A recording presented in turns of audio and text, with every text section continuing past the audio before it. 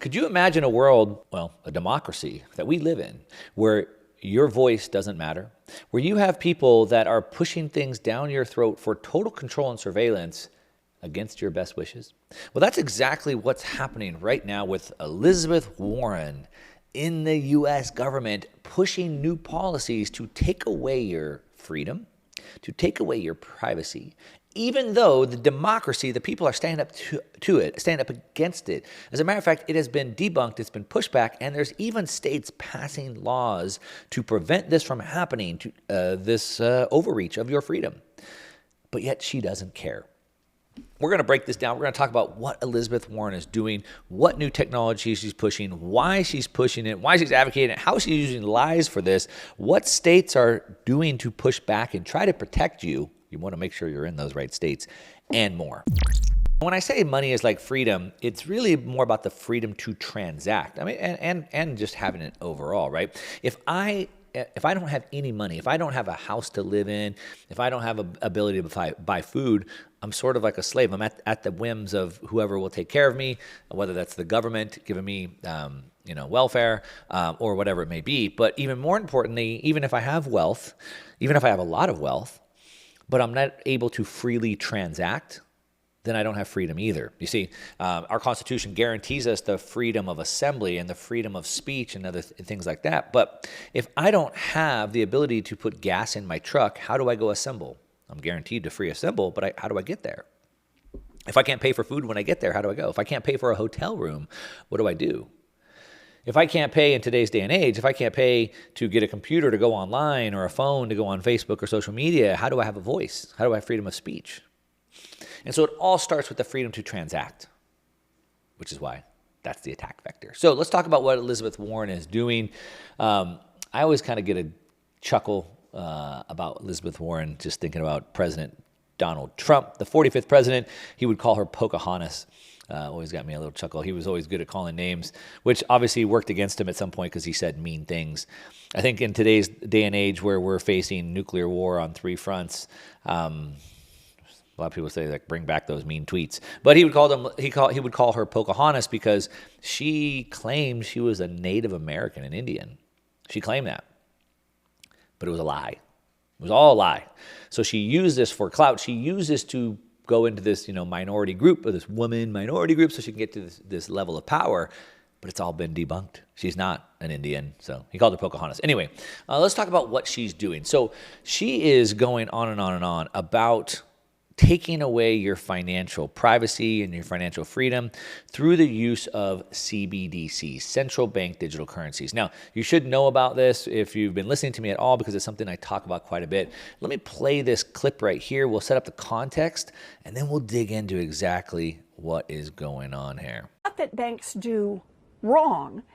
If you think we could improve that in a digital world, the answer is sure you could. But in that case, let's do a central bank digital currency. Are you there? Oh, for a central bank digital currency? Yeah. Yes. I think it's time for us to move in that direction. So essentially, because the thing is, when you look at every piece of paper currency we issue, not with coins, but every paper currency has its own identity. Mm-hmm. So essentially, we're prepared for the blockchain now with currency. Should that be how we build this? So I think of it as, again, what's the problem you're trying to solve? Mm-hmm. And if the problem you're trying to solve is fast, almost frictionless ability to send money across the country, do it rapidly, send it around the world, be able to send it to your cousins in Argentina. If that's what you're trying to solve, a central bank digital currency does that. Let's just talk about what she just said there. So first of all, Pocahontas, Elizabeth Warren here, just so you know, she's 74 years old, 74. I'm guessing your grandparents are probably not the most up-to-date on technology. No offense to people 74, but let's just put that in the record. Now, let's go back to what she just said there. So first of all, the interviewer here asked her, this is from the This is from a clip that she did just recently. And he asked her, are you there with a central bank digital currency? She said, yes, absolutely, I'm there. Hi. She's like laughing, almost giddy. Well, what's interesting about that is the American people aren't. As a matter of fact, the American people object. We're going to come back to some of the statistics on this, of the polls that have been done. Several states have actually passed laws to prevent it. So for her to like laugh giddingly, like, yeah, we're for it, I'm there. Like, aren't you supposed to be upholding the democracy, what the will of the people is? And I get it. We're not a democracy, a constitutional republic. I get that. But the point is not what the people want, but yet she's there. But let's go back to what she was saying right here. If you look at the problem we're trying to solve, that's what she said. If you're looking at the problem we're trying to solve, so you understand that solutions are supposed to come to problems, right? So she's saying, what is the problem we're solving? So she's approaching that right. But what she got wrong is the solution or the problem we're trying to solve. She said, if you're wanting to have a faster money, the world doesn't need a faster money. The world already has pretty fast money. As a matter of fact, we can go anywhere in the world. We can send money as fast as we want. We can go any store we want, put our credit card in or debit card, whatever. We have Venmo, PayPal. Like, the world doesn't need faster money. If that money moves, instead of me waiting at the store, for 30 seconds for the credit card thing, if it goes into 20 seconds, does that make it better? Does the world magically improve if we fix that problem? Is that the biggest problem we're trying to solve? No. What's the problem we're trying to solve? The problem we're trying to solve is we have a massive inflation, never-ending inflation, permanent and intentional inflation, because the money supply continues to expand. The government continues to print money. That's a problem. Inflation is a problem. The Fed says they're trying to solve it, but they can't solve it because they're the ones that create it. They're the arsonists trying to be the firemen.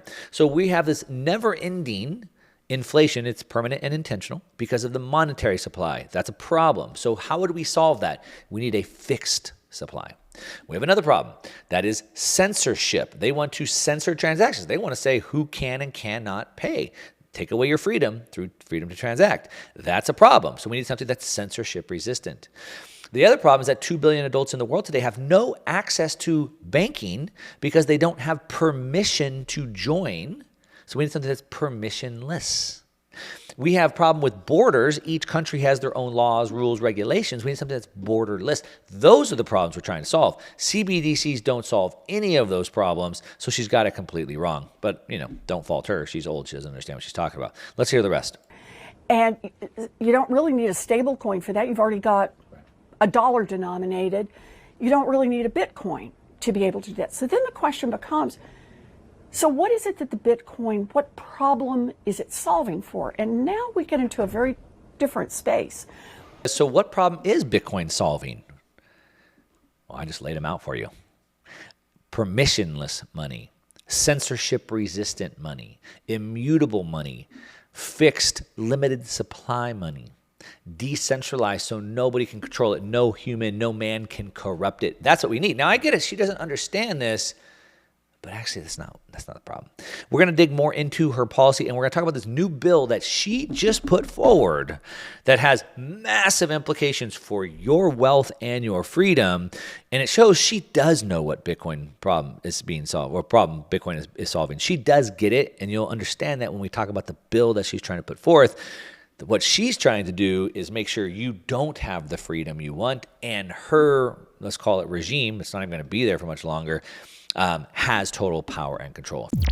Elizabeth Warren and her anti-crypto, anti-freedom, anti-human policies that she's been running, and a new bill that she just put forward this week that is one of the most egregious in taking away your financial privacy, your financial freedom, and your wealth.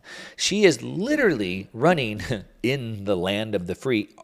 One of the highest ranking members of government, and when I say highest ranking, one of the ones with the most power, in control of the most things, specifically in the financial industry. And she is literally running on a not running, she's already there, but she's literally on a campaign to take away your freedom in the land of the free. How does this work? She's running on an anti-freedom, an anti-crypto campaign. I asked ChatGPT, I said, ChatGPT, can you tell me the last time or any time in history that somebody in America has run on a campaign of taking away things from people, taking away rights, taking away freedoms of people? And I said, no, I can't think of that. Why would somebody ever do that? This is America, right? Exactly. Now she's saying, she says, quote, "I'm in this fight to put our government on the side of working families," end quote. Really? The working families who had all their jobs shipped offshore and they have no middle class? The working families who saw their pay not keep up with inflation? The working families who can't work on one income anymore, they have to work two? The working families who saw inflation go up so fast they had to work an extra 10 hours per month just to have the same working families that you took away their energy and now they can't afford to drive or travel as much? Those working families? You're in this fight to put the government on the side of them? You mean the government that's doing that to them? You mean taking away these working families' ability to hold wealth in a way that you can't steal from them? That's the side? She said that it's only Bitcoin and cryptocurrencies only for rogue nations, drug lords, and human traffickers using digital assets to launder billions in stolen funds. Okay, really? That's what they're using to launder billions? That's factually false. What they use is cash. What they use is dollars. You see, human traffickers, drug lords, they use dollars. And our government obliges by sending them to them. As a matter of fact, you're probably well aware of Obama sending pallets of cash to Iran. I have firsthand information. Somebody in my coaching program works with the Treasury, and the Treasury right now, the U.S. Treasury, is building 3 new dollar printing facilities in the United States right next to airports, so they can ship the dollars fresh dollars on pallets out to these other countries. Where do you think those dollars end up? In human traffickers and in drug lords and other things. You've seen the stories of the Colombian cartels with pallets of cash stacked up. It's dollars that are used for those things. But you know what else are used for drug lords and human traffickers and rogue nations? Phones. They use phones. They use the internet. They use cars. They drive. They probably eat food. They probably drink water. You see how ridiculous that seems? So we should take away everything that they use. We should probably take away the dollar. But let's keep going and let's talk about what she's doing here. So she is, again, trying to pass these laws to just take your freedom away. Your freedom to transact. Your freedom to store your wealth in a way that they can't debase, in a way that they can't steal from you. And of course, she's using all types of fear mongering to do this. Like if you don't let us take away your freedom to store your wealth, then your kids could die in terrorism and drugs. Well, okay, then again, all this is false. Now, let's talk about this specific bill that she's put forth here right now and what she's trying to do. So first, let's talk about the central bank digital currency. So a central bank digital currency, I've covered this a lot, so I don't want to dig in super deep, but it's basically a new digital form of money, but it's not decentralized. So it's not like a cryptocurrency. It's not decentralized. It is controlled. It's just issued sort of like the dollars that we have today, and it's controlled by the bank. But the difference of what we have today versus what they want to do, a central bank digital currency, is that a central bank digital currency is programmable. And so what does that mean? Right now, of course, the government can freeze your bank accounts. They can seize your bank accounts. They can, get your financial records from your bank, your credit card companies, and things like that. But it's very reactionary. As a matter of fact, if the government wanted to get, all your financial records, it would be very laborsome. It'd be very cumbersome. They'd have to get, those pesky court orders to allow them to infringe on your privacy. It would take a long time to build that case against you or whatever. But see, with CBDCs, it's like they're fighting pre-crime, right? So they're preemptive, they're programmable. So they could just build in all types of programs into this. So for example, we're trying to stimulate the economy. We need people to spend more money. So if you don't spend your money by Friday, it comes back to us. You lose your money. Or, we're trying to reduce the carbon here in here in California. There's a 30% tax on pork because it's bad for the environment. So they just say, hey, from now on, anything you buy that's related to red meat or pork, we're just going to charge you extra. Or you can only buy so much red meat or pork, and then after that, you can't spend your money on that anymore. Hey, nothing good happens after midnight, so your money just doesn't work after midnight. Hey, this protected group, women, gay, black, whatever it is, you're going to get reparations, or you're going to get this preferential treatment, this extra income or interest, but this other group here, you're saving too much money or whatever. White males, we're going to take money away from you. It sounds ridiculous, but this is exactly what it opens up the door to. They want to be able to preemptively control you through your money without having to go through this, like I said, cumbersome task of having to go through the court and getting court orders and try to somehow evade and get around the constitutions and things like that. Now, that's why when you look at what she's doing and she says, what problem does Bitcoin solve? All Bitcoin does is allow for illegal activities. Well, illegal activities are anything they don't want you to do, and technically anything that they don't want you to do. They don't have to be illegal. And this really goes into this whole Operation Choke Point and Operation Choke Point 2.0, but we know that the Obama administration and Lois Lerner, head of the IRS, had to step down and resign because she weaponized the IRS against nonprofits, specifically conservative nonprofits. All right. And we also know that the banking system has been weaponized and has rejected banking and credit cards to legally recognized businesses that they don't like.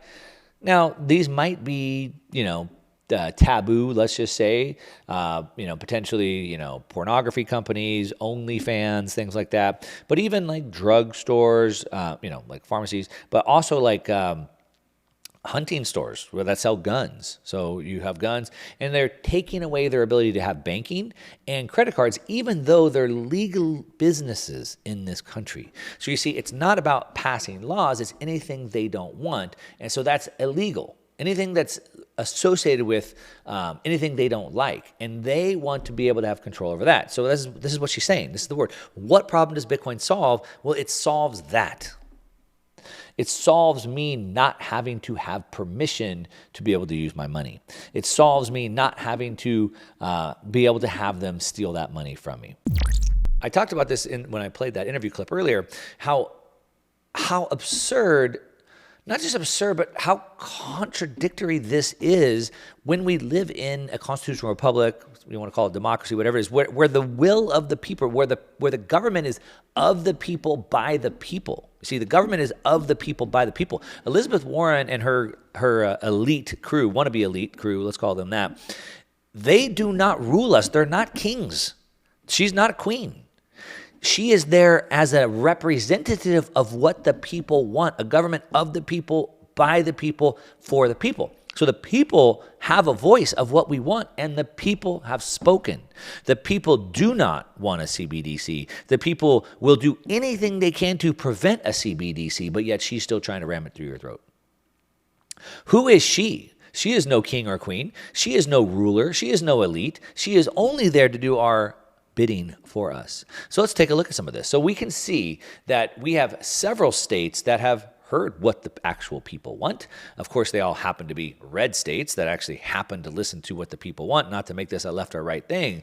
But let's take a look at some of these. We see Louisiana, Alabama, Texas, North Dakota, Florida, all actually drafting and passing bills to prevent the federal government from doing this. In Florida, Governor Ron DeSantis signed a bill banning the use of a centralized digital dollar, a CBDC. In Texas lawmakers put a draft expressing opposition to the creation of a central bank digital currency, quote. Texas Senate Concurrent Resolution 25 bill claiming, quote, listen to this. This is Texas, their government. This is what they said, claiming, quote, a digital dollar could lead to unprecedented levels of government surveillance and control over private cash holdings and transactions, end quote. This isn't just some conspiracy fringe. It's not just me talking about this. This is what the Texas resolution has. Lead to unprecedented levels of government surveillance and control. That's what she wants. That's what Elizabeth Warren wants. That's what the Biden administration wants, and that's what they're trying to push. North Dakota, they said something similar. Quote, the adoption of central bank digital currencies in the U.S. Says, quote, the adoption of a CBDC by the federal government would hand unprecedented control over to the lives unprecedented control over the lives, freedoms, choices, and sovereignty of the people of North Dakota, right? This is not some fringe thing. The governments of these states, the duly elected governments, the ones that are there working on behalf of the people, understand this. They're putting it right into the wording. Louisiana lawmaker said that the technology raises significant concerns over privacy for individuals and businesses in Louisiana. And they're also passing laws and urging Congress to not support the CBDC. So she's there laughing, oh, yes, oh, we're totally for it. It's time, let's do it. But the people don't want it. As a matter of fact, they're actively passing laws to prohibit that. And you talk about going into this sort of, I don't use this word, I don't like to talk about this, but the potential for either states succeeding or another civil war, which the Civil War was created because of the succession that tried to happen during that time.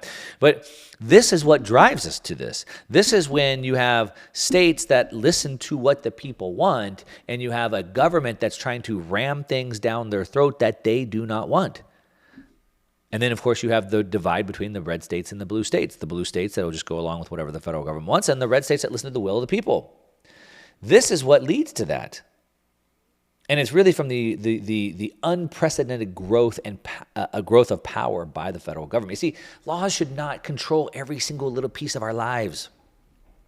It should leave us alone to live our lives as we see fit. We don't need to fight over all these little things. The only reason why we're fighting over these little things is because they're trying to micromanage us on the minutia of our lives.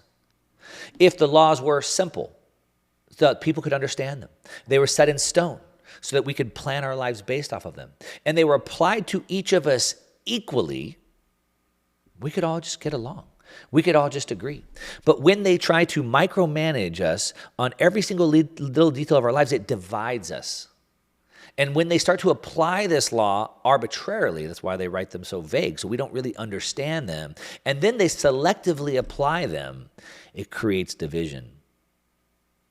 You understand that. Now, we can see all these states are pushing back on this while she's trying to ram it down our throats. We can see this is not what the people want. Now, I do have to say, I have some data of some polls that have been done here.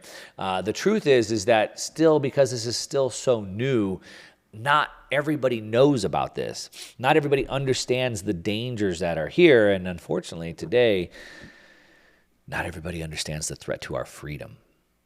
When I grew up, we still learned in school communism was bad. We learned about North Korea. We learned about China. We learned about 100 million people dying in socialism. We learned about the Iron Curtain, the East and West Berlin. We learned about that. We don't learn about that today.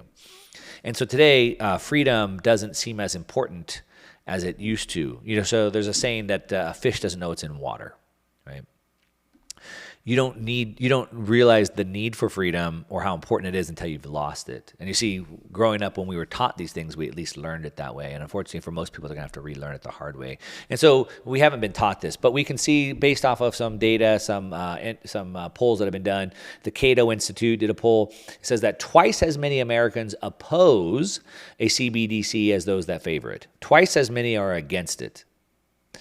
Now, unfortunately, about half of Americans have not formed an opinion about a CBDC. But again, this is because most of them are not familiar with it. It says, so they're not familiar with it. So this is something new. But twice as many in the poll are opposed to it, which is why there's a lot of noise being made, which is why there's states that are putting laws into place to prevent the federal government from doing this. In this poll, we can see that 85% of Americans would prefer to keep their money with a private bank rather than in an account operated by the Federal Reserve. Nobody trusts the Federal Reserve. They have no credibility. Nobody wants them to have their money. I certainly don't. Sure, okay, keep the money in the bank, FDIC insured. I'd prefer it to be like in a local bank that I can have a little bit of, not necessarily control over, but relationship with, let's just say that. I certainly don't want the Federal Reserve.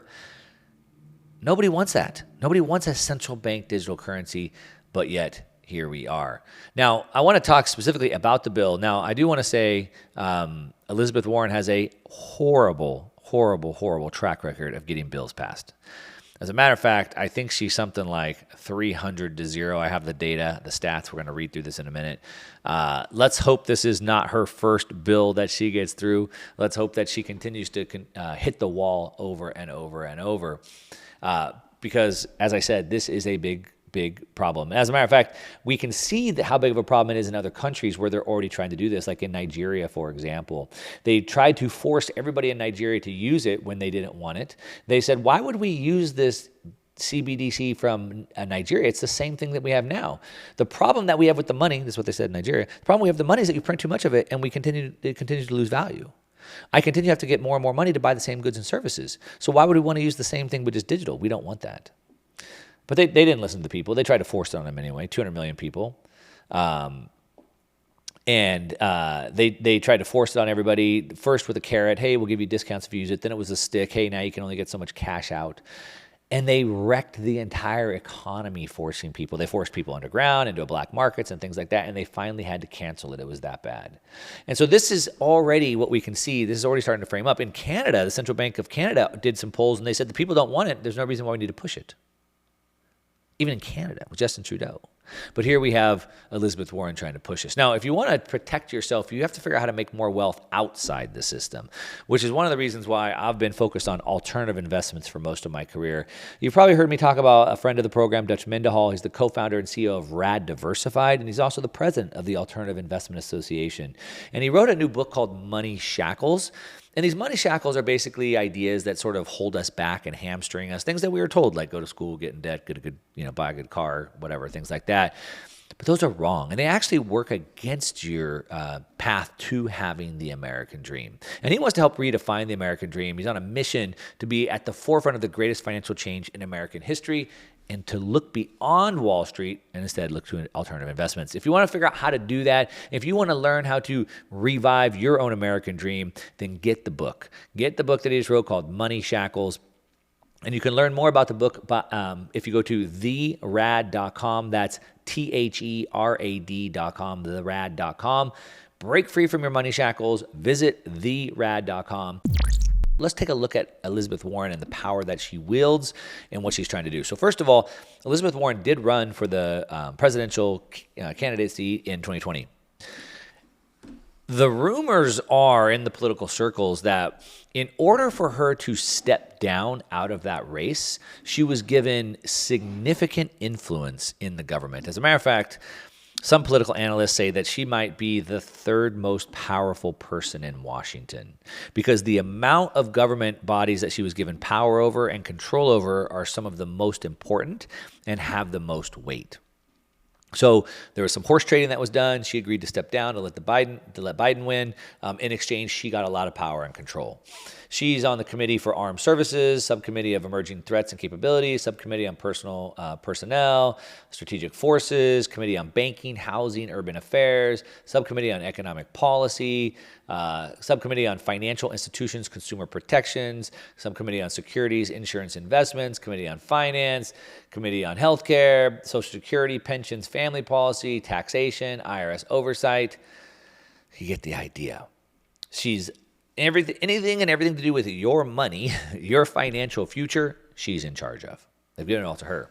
Now, again, maybe she's not such a bad person to have it because somehow on a salary of about $230,000 or $50,000 a year, I think it's something like that, about $230,000 a year, she's now found herself worth like $64 million, I think is the numbers. Fact check me on that. So if she could take a salary of $200,000 and make $64 million out of it, shoot, that's something I'd like to learn. Would you like to learn that?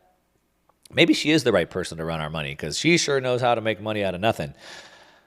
Or she knows how to take a lot of money in her pocket. I'll let you be the decider of that. But, basically throughout her campaign, Warren proposed several plans addressing Wall Street reform, anti-corruption, wealth taxes, and all of these things. Post-campaign, she's, like I said, after withdrawing from the presidential race, she went back to the Senate and, sort of rose her public profile, the amount of influence she has, and things like this. All right. Now, again, she's been trying to pass all types of bills that just haven't gone anywhere. Her track record is very dismal, to say the least. And that's something I'm happy for because I don't like the bills she's trying to pass. But let's look at this. If we look at the bill tracking platform from GovTrack, we can see that Elizabeth Warren, she's been very busy. She's a lawmaker. She's a legislator. So what do legislators do? They legislate.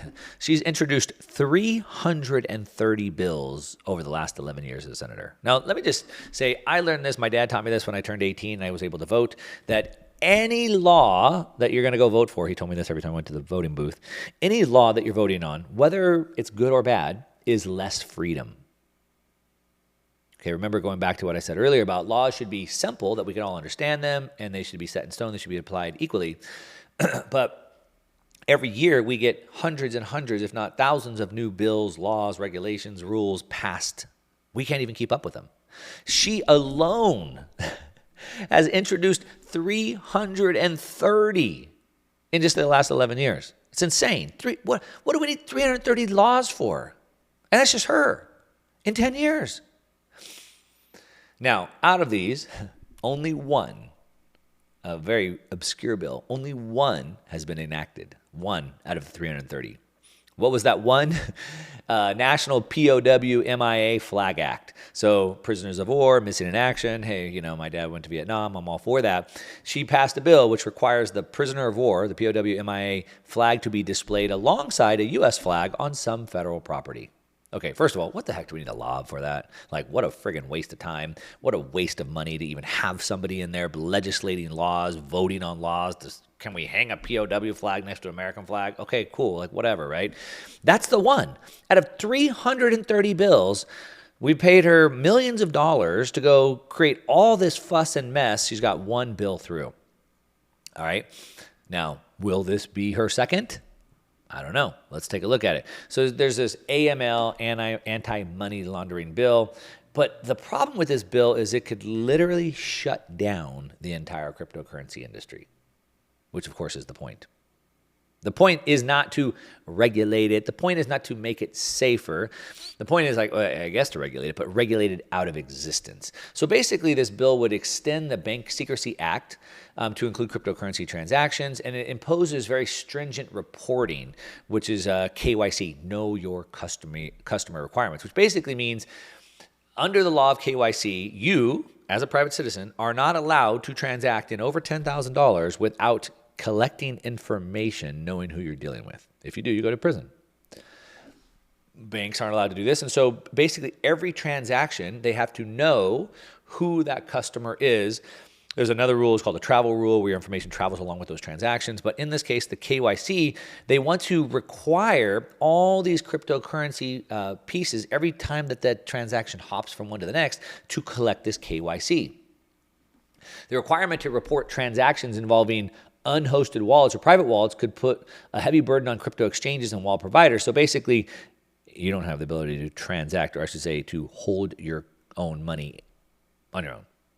The level of surveillance is so intrusive and so antithetical to privacy and freedom that, again, it could just shut the entire industry down. Why could it shut the industry down? Not because it's so burdensome and cumbersome, which it is, but because it's technically impossible. It's impossible.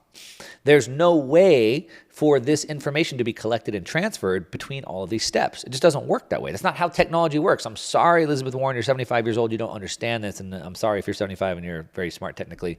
I know there are many people who probably know way more about technology than I do that are over 75. But in her case, I don't think that's the case unless, the point that I'm making, she understands this. And she wants to shut it all down. This is not about, hey, let's just make everybody comply. I don't care how expensive. I don't care how cumbersome it is. It's like, no, we know that there is no way to comply with this. And so we're going to pass this so that you can't comply, and it'll literally shut it down. Now, what happens if that's the case? Well, we know that hundreds of billions of dollars that Americans own go away. We know that billions, potentially maybe trillions of dollars of industry will leave the United States and go to other parts of the world. We know that the United States will be less competitive on a global scale. Something I talk a lot about is these cycles. And in cycles, there's a lot of cycles I talk about. One is a 50-year technological revolution cycle. About every 50 years, we have a new technology. We've had 5 technological revolution cycles. And each one of these, they change the world, but more importantly, they drive financial markets. So the last one was telecommunication. It was the microprocessor, which was telecommunications, and the internet and personal computers. So what's driven financial markets for the last 50 years? Obviously, telecom, internet, computers, right? Google, Facebook, Amazon, AT&T, et cetera, Verizon. What drove them for the 50 years before that? It was automobiles, Ford, GM, GE. What drove before that? It was oil, steel, right?